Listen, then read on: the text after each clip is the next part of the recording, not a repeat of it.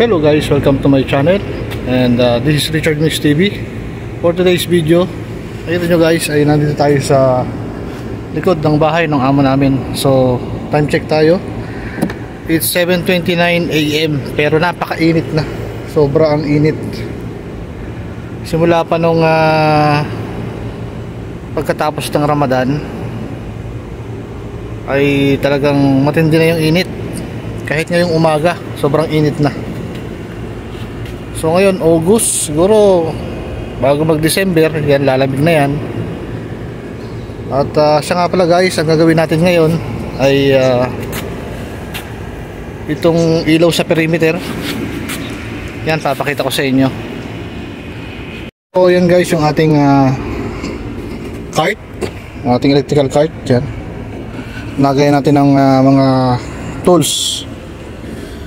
So yan, dito yung ating alingki, ating ang tawag sa amin ito ay bangkito. Ayan, malaking bagay yan para sa akin, lalo pagka ganito yung ating gagawin. So andito yung ating battery drill. Yan, kailangan natin yan para sa mabilis sa trabaho. Kaya may gloves pa tayo. So labas na natin yan. At andito yung ating ipapalit na mga transformer. Ayan, ito. So ngayon guys, naglagay na tayo ng marking dito nung nakaraan. Ayan, ito. Bali, 3 yata itong nilagyan ko. Ayan. Tapos ito. At ito yung sa tingin ko ito yung panghuli. Yan, ito yung gagawin natin ngayong araw. So yun nga guys, at kumukurap-kurap na naman tong ilaw natin dito sa perimeter. Nakita natin nung nakaraan yung pag-check natin. So yun yung trabaho natin dito.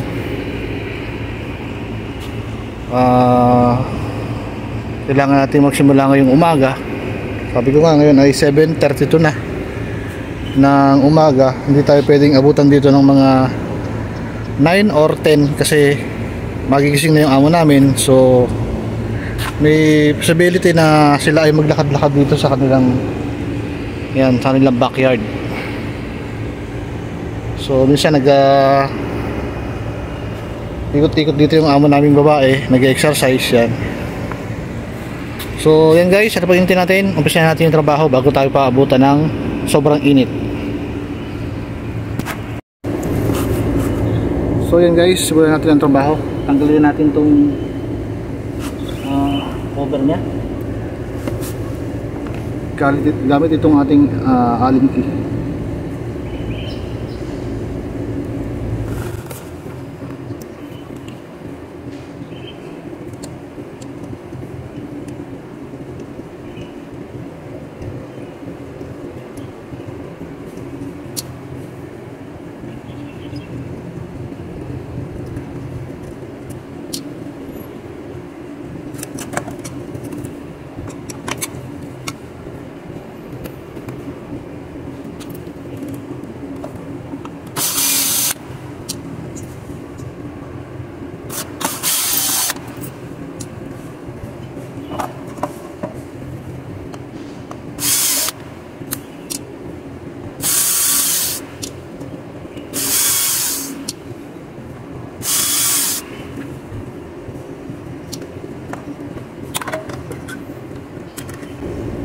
So guys, ito yung ating papalitan. Ito yung transformer para dito.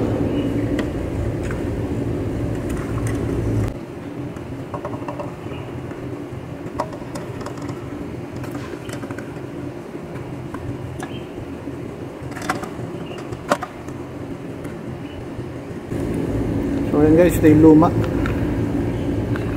Yung makikita nyo, mayroon na siyang ayan, yung pinaka leaking sa kanya.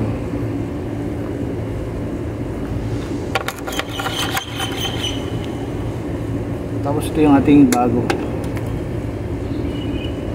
So, palit natin guys. So guys, itong red and black, ito yung sa DC. Ayan. Ito yung sa AC. Ito yung ating input. Ito yung output papunta rito sa ilaw.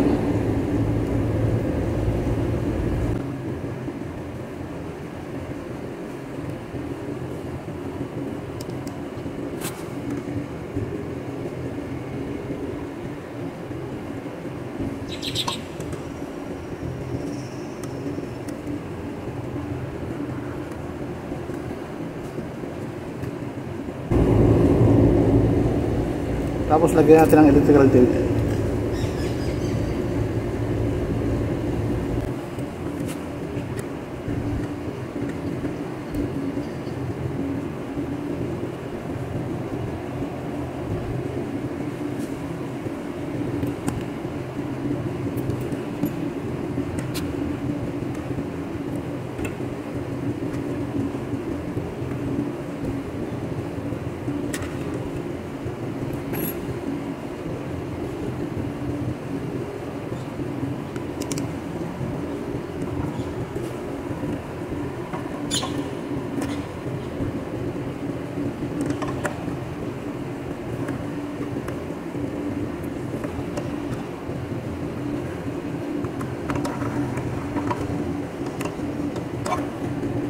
So okay guys, palitan natin yung transformer. Palitan natin yung cover.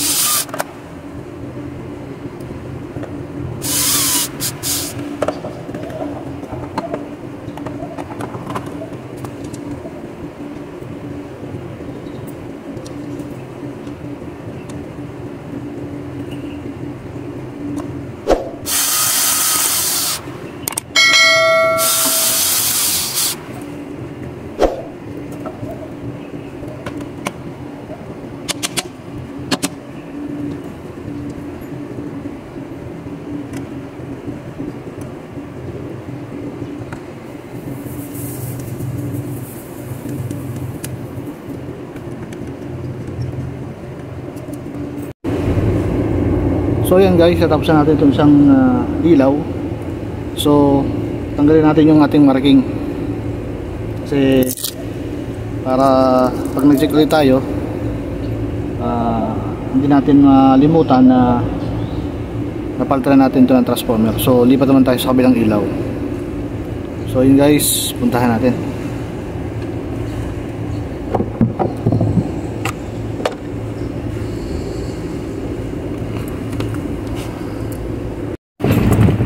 So ayan guys, ito yung ating pangalawang ilaw. Ayan.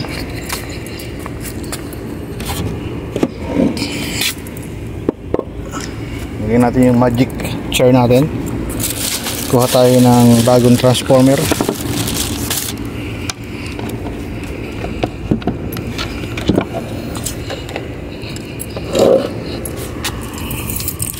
Ayan. So tanggalin ulit natin itong cover at simulan na natin ang trabaho.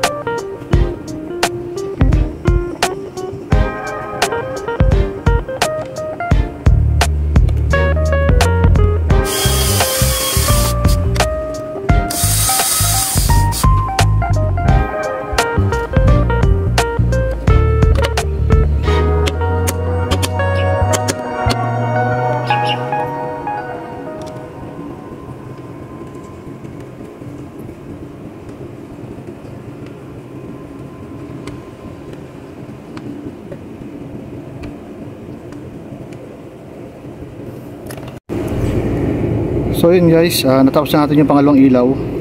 So tanggalin natin itong marking. Ayan. Para alam natin na na-repair na natin itong ilaw na to. So ngayon guys, punta naman tayo sa pangatlong ilaw. Ayun yung huling ilaw na papalitan natin ng transformer. So yun guys, puntahan natin. So yan guys, andito tayo sa pangatlong ilaw. Lapit lang natin ng konti. Ayan, makita nyo may marking siya. So kuha tayo ng panibagong trans.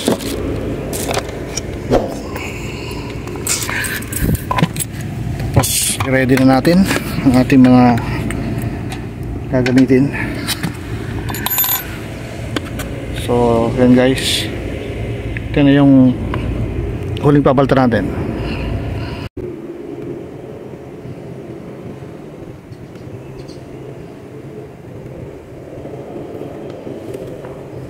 So guys, tanggalin natin yung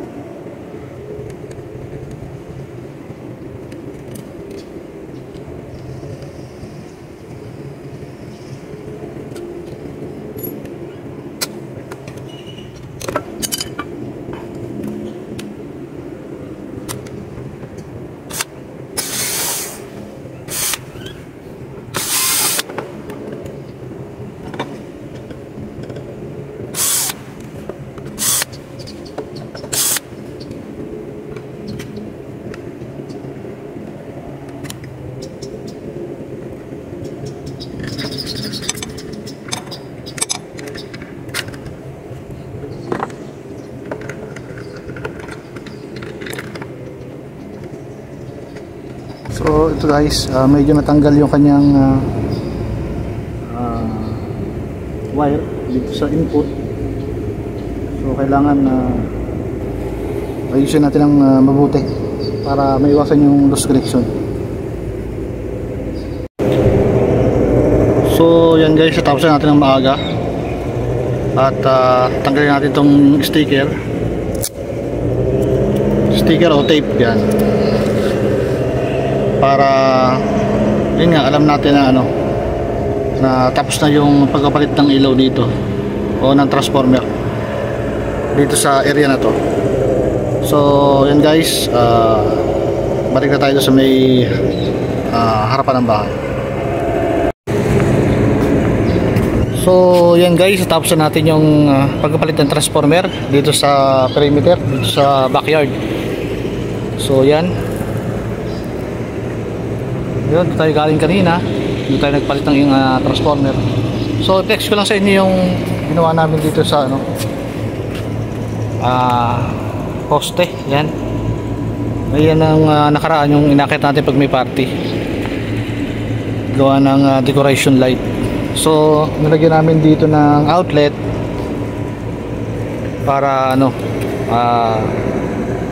meron silang gagamitin sa charger.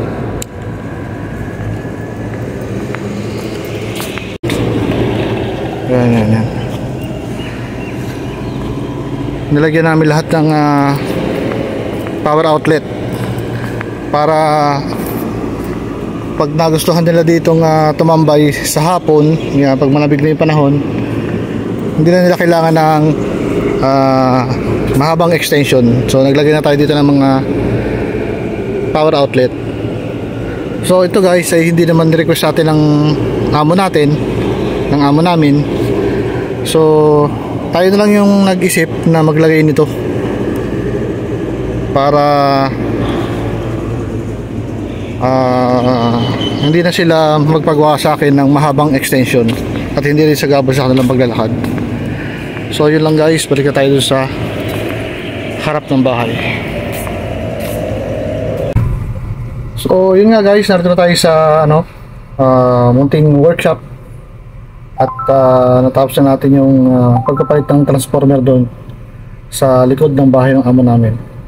So yun nga, bala yung mga outlet doon sa poste hindi naman nire-request ng amo namin o nung aming manager. Ang ibig ko lang sabihin, so minsan tayo din yung mag-iisip na kung ano yung makakagaan sa ating trabaho. Kasi dati nung wala pa tayong nilalagay na power outlet doon na pang outdoor, ay lagi silang nag-request sa atin ng extension wire na mahaba. So wala silang power source doon na malapit. So naisip ko na maglagay na lang ng power outlet na pang outdoor, yung waterproof. So uminit man o umaraw, so pwede yung gamitin. So yung connection naman ng power nun ay manggagaling sa central. So pag inon nila yung ilaw doon sa central, so magkakapower na rin yung ating power outlet. Kung tatanungin nyo bakit sa poste natin nilagay, kasi nga bihira lang naman silang tumambay doon ng araw, lalo ngayon napakainit. Ang mga Arabo kasi, ayan, ang gusto nila yung mga hapon ang tambayan nila. Nag-chatchay sila doon, yan, o minsan nag-iiyaw sila ng mais. So yun yung naisip natin na mas madaling paraan para hindi na sila tatawag sa atin para humingi ng extension wire. So yun lang guys, at konting ano lang sa ating trabaho dito sa ibang bansa. So huwag tayong gumaya sa ibang lahi na siyempre pag nandiyan lang yung amo saka lang magtatrabaho. Kaya ang mga Pilipino demanding pa rin hanggang ngayon dito sa ibang bansa. So yun lang guys, this is Richard Mix TV. See you to my next vlog. Peace out.